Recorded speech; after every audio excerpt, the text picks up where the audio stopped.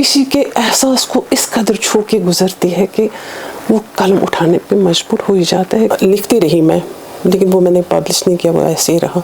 फिर ultimately unfortunately या fortunately क्या कहेंगे मैं समझ नहीं आ रहा, सैलाब की नज़र हो गया।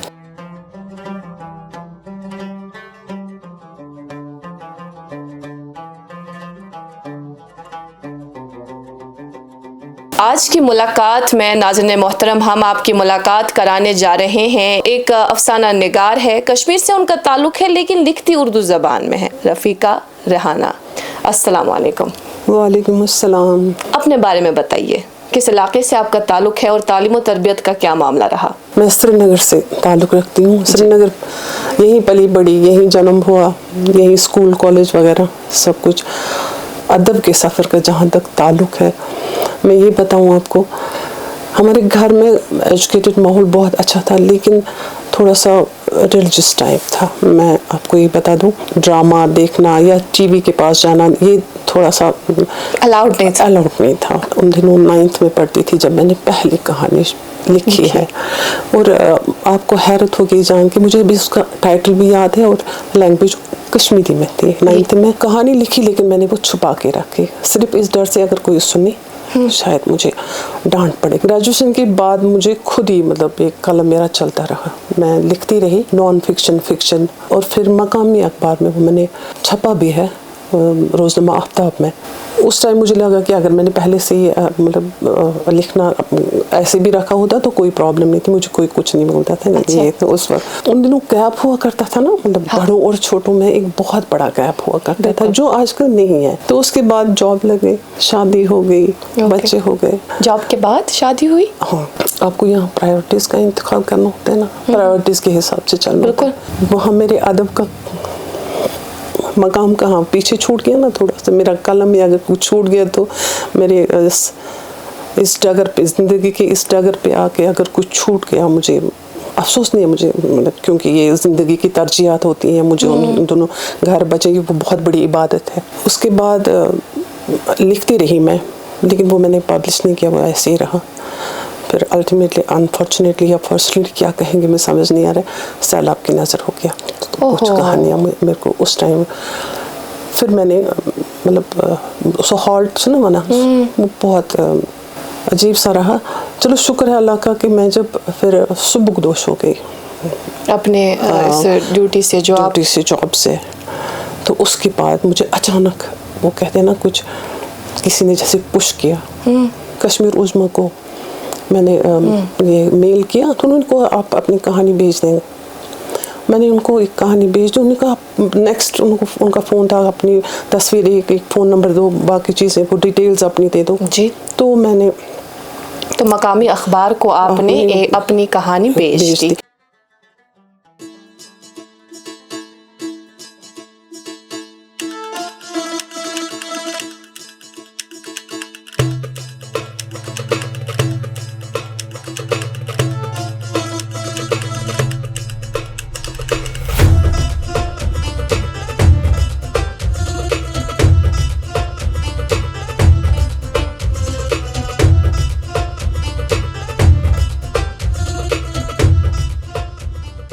तब से बहुत सारे रिसालों में, चाहे नेशनल है या लोकल है, सब में मेरी कहानियाँ छपती रहती हैं। और यहाँ कल्चरल एकेडमी के मैगज़ीन में भी, शिराज़ा या निगीना इंटरनेशनल, बॉम्बे के भी एक मैगज़ीन में, दरियाक में भी, बहुत अच्छी इन सब, और कोहिमारान में बहुत सारे ऐसे हैं मैगज़ीन जिनमें पब्लिश हो चुके हैं मेरे अफसाने। जब आपने लॉ का इंतखाब किया, घर वालों की तरफ से कुछ तो नहीं सुनना पड़ा? नहीं, कुछ नहीं, बिल्कुल नहीं। दे वर वेरी हैप्पी, इंस्टेड बहुत खुश हो गए वो। ऐसा नहीं था कि उन्होंने, मैंने बोला ना कि वो एक गैप जो था उन दिनों, जो आपके जहन में था शायद उनके जहन में नहीं था। क्योंकि अगर आपको नॉवल पढ़ने से रोका जाता है, ये तो जाहिर सी बात है कि बच्चे के जहन में एक बात बैठ जाती है कि I should not go for this. हिसासियत इतनी थी कि मैं किसी को मैं अगर रोते देखती तो मुझे कुछ ना कुछ सूझता था कि मैं लिखूं, प्रोज में नहीं, पोइट्री में मैं लिखूं।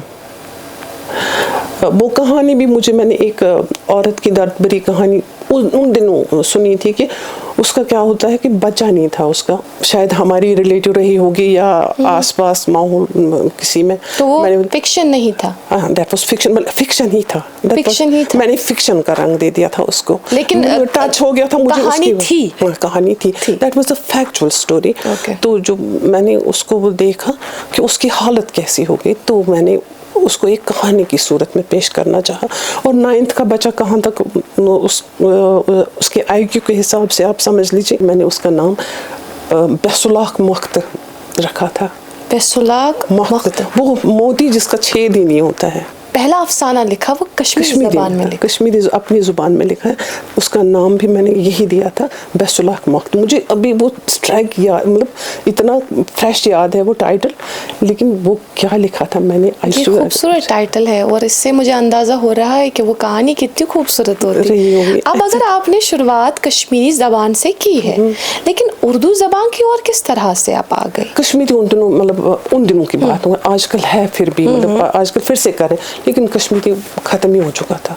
अच्छा, बिल्कुल। हाँ, मतलब ना सिलेबस में थे हमारे, ना कुछ, मतलब हमने टच भी नहीं किया था। हालात, हादसात, मंजर या कुछ भी, छोटी सी छोटी या बड़ी सी बड़ी चीज़ किसी के एहसास को इस कदर छू के गुजरती है कि वो कलम उठाने पे मजबूर हो ही जाता है, कि उसको खुद ब खुद अल्फाज मिल जाते हैं, कुछ न कुछ लिखता जाता है। कुव्वत एहसास, कुव्वत तख़य्युल, कुव्वत इजहार, तो एक कुव्वत इम्तियाज़ी, कुव्वत मुमय्यज़ा, या इसको बोलेंगे जजमेंट पार। इतने सारे पावर्स अगर आपके पास हैं तो आप एक बहुत अच्छी कलमकार बन सकती। कितने अफसाने लिखे हैं? मैंने आपको बोला अभी 40 तक होंगे, लेकिन मेरे ख्याल में 35 तक पब्लिश हो चुके हैं। कभी आपकी इमेजिनेशन आपको कुछ भी लिखने के लिए उकसाएगी, आप लिखोगे, आपने वो कलम बंद किया, अपने पास रख लिया, लेकिन फिर जब आप पढ़ते हो होश में आके, फिर आपको पता चलता है पता नहीं सोसाइटी इसको एक्सेप्ट करेगी ना करेगी। तो उस वक्त आपको 10 बार सोचना पड़ेगा। ये आपको घर से ही शुरू हो जाता है, नहीं आप ये पब्लिश कैसे करेंगे, क्योंकि आपको एक सोसाइटी का रंग छोटे से स्पेस में मिल जाता है पहले ही, कि हमारी सोसाइटी कैसी होगी, वो आपको घर में ही मिलता है। तो ऐसी भी कुछ कहानियाँ हैं तो जिनको हम मंजर आम पे नहीं ला सकते, वो अपने पास ही रखते हैं। तो ज़्यादती तो नहीं हो रही, मतलब या उससे, या शायद अपने आप के साथ? ये तो नहीं कह सकते हैं। मतलब सोसाइटी में कुछ इसको कोई नाम नहीं दिया जा सकता है। डर है इस चीज़ का? डर नहीं होता है, बट जब आप किसी सोसाइटी में रहते हो तो you have to live with them. चाहती नहीं कि वो जो आपने देखा और सुना कोई और भी आशना हो उससे? होता है और कोशिश करती भी रहती हूँ माशाल्लाह। मैं बिल्कुल भी पीछे नहीं हटती हूँ। टाइटल है डरावना ख्वाब। वो 16 साल का था तब, जब से वो चिड़ियाघर और बाग की रखवाली कर रहा था। सभी उसको मालिक आका कह के बुलाते थे। फूलों पौधों से ज़्यादा उन मुख्तलिफ नस्लों के परिंदों का ख्याल रखता था जो इन पेड़ों के मकीन थे। उन परिंदों की देखभाल अपनी औलाद की तरफ करता था और बाग की देख रेख भी उन परिंदों के लिए ही करता था ताकि उनको पनपने के लिए एक साजगार माहौल दस्तयाब हो। परिंदों से इतनी मोहब्बत और कुर्बत हो गई थी कि उनसे बातें करता, उनको बाकायदा तरबियत देता। उसी वजह से लोग उसको परिंदा शनास का नाम दिया गया था। पूरी ज़िंदगी उसने चिड़ियाघर के लिए वक्फ कर दी थी। आज 40 साल के बाद उसने खुद को थका हुआ महसूस किया, क्योंकि पहली बार चिड़ियाघर की वीरानी उसकी समझ से बाहर थी। परिंदों का निज़ाम दरम भरम होते देख वो मायूस होकर काम से घर लौटा। घर के एक कोने में दीवार के साथ टेक लगाकर बैठकर वो खुद से बातें करने लगा। आखिर मैं अपना काम ठीक से करता हूँ, मेरी तरफ से देखभाल में कोई कमी होती ही नहीं है। फिर ऐसा क्या हो गया कि इस चिड़ियाघर का तवाज़ुन बिगड़ गया और परिंदे बिगड़ने लगे। यही सोच के उसकी आंख लग गई और वो गहरी नींद सो गया। वो बाग में दाखिल हो गया। उसने एक मैना को दूसरी मैना के साथ चोंच से चोंच मिलाकर बैठे देखा। वो गुस्से से बेकाबू हो गया और कहा, मैना जाओ तुम तोते के पास अपने घोंसले में। मैना बोली, मैं नहीं जाऊंगी। میں نے اس کا گھر چھوڑ دیا ہے, آپ نے زبردستی مجھے طوطے کے گھر بھیج دیا, ہم دونوں آپس میں پیار کرتی ہیں. دوسری مینا پہلی کے بغل میں چھپ کر بیٹھ گئی. دوسری جانب 2 نر بلبل ایک دوسرے کو کھلا رہے تھے. مالی نے پھٹکار لگائی لیکن وہ ٹس سے مس نہ ہوئے, الٹا دونوں نے کہا ہم ایک دوسرے کے ساتھ خوش ہیں. مالی آسمان کی طرف دیکھ کر بولا, یا اللہ میرے پرندوں کو کیا ہو گیا ہے؟ نر پرندہ نر کے پاس سکون محسوس کرتا ہے اور مادہ پرندہ مادہ کے ساتھ. ہر نسل کے پرندوں کا یہی حال دیکھ کر مالی دیوانہ ہو گیا. وہ ہاتھ ملتا رہا, چیختا رہا, چلاتا رہا, ایسا مت کرو, یہ قانون قدرت کے خلاف ہے, تم پر پتھر برسنے والے ہیں, عذاب الہی آنے والا ہے, ایسا مت کرو. ادھر ادھر ہاتھ پاؤں مارتا رہا کہ اچانک دھڑام کی آواز سے وہ پلنگ سے نیچے گر گیا. بیوی نے پوچھا کیا ہوا؟ پسینے میں شرابور مالی استغفر اللہ کہہ کے کہنے لگا, کچھ نہیں, میں ڈراؤنا خواب دیکھ رہا تھا. بہت خوب. اور اس سے صاف ظاہر ہو رہا ہے کہ آپ سماج میں کیا دیکھ رہی ہیں اور کون سی ایسی بات ہے جو غالباً آپ کو چبھ رہی ہے. وقت ملا پھر اپنے لیے, کیونکہ کچھ لمحات جو ہے نا وہ صرف آپ کے اپنے ہوتے ہیں. یہ لمحات آپ کو کوئی نہیں دیتا.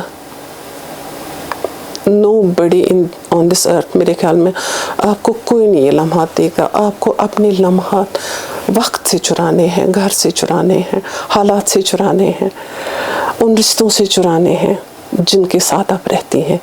ادروائز آپ کے پاس کوئی نہیں آئے گا کہ آپ کا وقت یہ لے لو. چرا پاتی ہیں آپ؟ بہت کوشش کرتی ہوں, اور الحمدللہ سب سے ایک بات نہ کہوں کہ یہاں اللہ کا لاکھ لاکھ شکر ہے کہ میرے شوہر, میرے بچے بہت کوآپریٹ کرتے ہیں, بہت کوآپریٹ کرتے ہیں. اگر میں مجھے کبھی بزی دیکھیں گے تو میرا بیٹا بھی یا میری بیٹی بھی وہ اٹھیں گے, چائے بنائیں گے, باقی چیزیں کریں گے, تو کیونکہ ان کو پتہ ہے کہ یہ ٹائم اس کو چاہیے. آپ حساس ہیں, سمجھ پاتے ہیں اس باریکی کو؟ ہاں, میری بیٹی سمجھ پاتی ہے میں کتنی حساس ہوں. آپ ہی کی جیسی شخصیات ہیں, ان سے کبھی بات کرنے کا موقع مجھے ملتا ہے تو وہ اس طرح کی وہ کمپلیکس ایک پرسنالٹی ہوتی ہے نا ان کی, کہ وہ نہیں چاہتی کہ ہم بتائیں, وہ چاہتی ہیں کہ لوگ سمجھیں. مطلب آپ نہیں چاہتی کہ آپ بولیں لوگوں کو کہ جی میں حساس ہوں, مجھے سمجھا جائے. آپ چاہتی ہیں کہ بنا بولے آپ کو لوگ سمجھیں, بتائیں آپ, یہ سوال ہی نہیں اٹھتا ہے. اتنا حساس بندہ ہو وہ کسی کو بولے گا, مجھے آپ کو بولنا بھی پڑے کہ میں حساس ہوں. نہیں, یہ وقت سمجھاتا ہے لوگوں کی کتنی حساس ہے. سمجھتے ہیں لوگ, تھوڑا سا ٹائم لگتا ہے. شاعر و شاعری کے ساتھ شغف آپ کا لگاؤ کسی طرح کا ہے, لیکن وہ میں نے پھر اپنا دھیان اسی کی اور لگایا. ادروائز شاعری بھی تھوڑی تھوڑی کبھی کبھی کرتی ہوں. ہمیں یہ بتائیے گا کہ ان بٹوین جب آپ لکھتی ہیں یہ کون سا وقت ہوتا ہے؟ یہ کیا کوئی بھی وقت ہوتا ہے, صبح, شام, دوپہر, یا یہ آپ کبھی فار انسٹنس ابھی آپ کے ذہن میں ایک پیراگراف آیا, اب آپ اور ایک دن لیں گی, دوسرے دن وہ پیراگراف لکھیں گی اور کہانی مکمل ہوگی, کب آپ لکھتی ہیں؟ اکثر رات کو تھوڑی دیر تک, تھوڑا اس وقت میں پڑھتی بھی ہوں, لکھتی بھی ہوں. کبھی کبھی ریٹائرمنٹ کے بعد میں نے اپنا جو ورک شیڈول ہوتا ہے وہ میں نے چینج نہیں کیا. مطلب فار ایگزامپل میں گھر کا کام کس لمیٹڈ آور میں کرتی تھی وہ میں نے ویسے ہی رکھا ہے. کبھی کسی کہانی کو لکھنے میں مہینوں لگتے ہیں. پچھلی بار میں نے ایک کہانی میرے خیال میں 4 مہینے میں کمپلیٹ نہیں کر پائی. پتہ نہیں, تھوڑا کبھی ڈسٹرب ہو جاتی تھی, کبھی کچھ ہوتا تھا, کبھی کچھ, تو اس وجہ سے یہ ہوتا ہے. کبھی کسی کہانی میں بہت زیادہ ٹائم لگتا ہے تو آپ کو سوچ نہیں پاتے, لیکن کبھی کبھی آپ ود ان ون گو لکھ سکتی ہیں اچھے سے. بعض دفعہ یہ بھی ہوتا ہے کہ آپ کے ذہن میں کئی خیالات ہوتے ہیں لیکن آپ کو لفظ نہیں ملتے ہیں, آپ ان خیالات کی عکاسی کر پائیں. بالکل, ایسا ہوا ہے کبھی؟ ذہن میں جب بھی کوئی خیال آتا ہے تو میں لکھنے کی کوشش کرتی ہوں. پھر اگر کبھی کہیں لگا کہ میں اٹک گئی یا کچھ ہو گیا, میں تھوڑا سا پاز دیتی ہوں اس کو, باہر جا کے کچھ پانی پیا یا کچھ ادھر ادھر گئی تو پھر آ کے بیٹھ جاتی ہوں. ایسا نہیں ہوتا ہے کہ نہیں. محترمہ ریحانہ جی, ایک آخری سوال ہے, ہونا تو چاہیے تھا یہ پہلا لیکن ہے یہ آخری. آپ کیوں لکھتی ہیں؟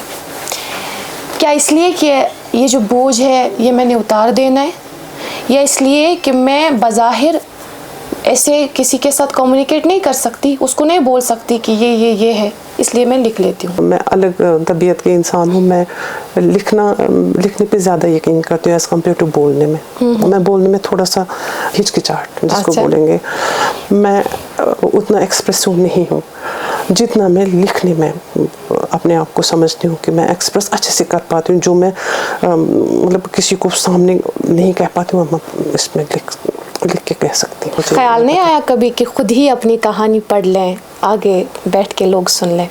ہاں, پڑھتی بھی ہوں. سوشل میڈیا پہ سوشل میڈیا پہ نہیں ابھی, کیونکہ میرے پاس جب تک ایک